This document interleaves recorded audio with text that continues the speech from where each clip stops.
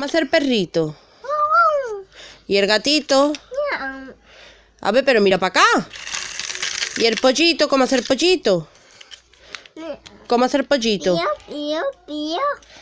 ¿Y dónde tiene mi niño los ojos? ¿Dónde están los ojos? ¿Y la nariz? Aquí. ¿Y las orejitas? ¿Dónde están las orejitas? Antonio José, ¿dónde están las orejitas? ¿Dónde? Escúchame que no las veo. ¿Dónde están las orejitas? Aquí. ¿Y el cuello? ¿Y el pelito? Aquí. ¿Y las manitas?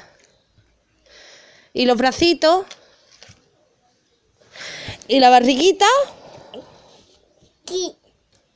¿Y las tetitas? Aquí lleva. Ah, ¿y los pies? Mira aquí. ¿Y las piernas? Mira. Aquí. ¿Y los deditos? Voy. ¿Dónde están los deditos? Mira aquí. Aquí. Muy bien. ¿Y cómo hacen los pollitos? ¿Cómo hacen los pollitos? Antonio José.